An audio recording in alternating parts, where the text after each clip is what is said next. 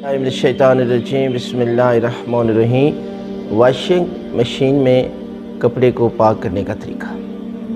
अगर कपड़ा नजस हो जाता है, चाहे वो बच्चे यानी इतलाम होने की वजह से या बच्ची के हैज़ आने की वजह से या किसी पेशाब की वजह से नजस हो जाता है, तो आप सबसे पहले जो है वो वॉशिंग मशीन में डालने से पहले उसको जो है वो उस निजासत को दूर करें, उस जगह को धो लें साबुन वगैरह से।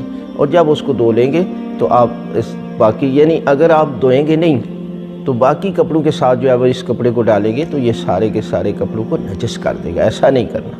सबसे पहले जो है वो आपने तरीका करना है कि इस कपड़े को पाक करना है बाहर, और फिर जो है वो वॉशिंग मशीन में डालें।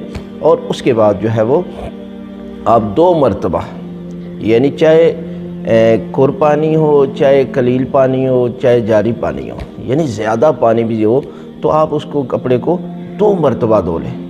यानी आप 2 मरतबा मशीन में पानी डालते हैं या मशीन में डालने के बाद कपड़े को जो है वो उस पर पानी डालते हैं, और इसमें निचोड़ने की भी ज़रूरत नहीं है, सिर्फ़ आप पानी डालें और ये कपड़ा जो है वो पाक हो जाएगा। आप इस तरीके के साथ अगर आप कपड़े को पाक करेंगे तो कपड़ा पाक होगा।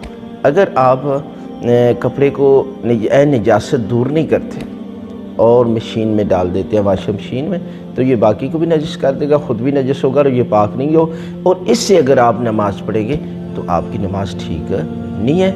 मसला समझने के बाद अगर आप अमल नहीं करें तो आपका जो है वो आपको सज़ा भी मिलेगी और आपकी नमाज भी बातिल है। लेकिन अगर इससे पहले अगर आपको पता नहीं था और आप नमाज पढ़ते रहे तो ये माफ़ है। इसलिए हर मसले को आप सीखने की कोशिश है।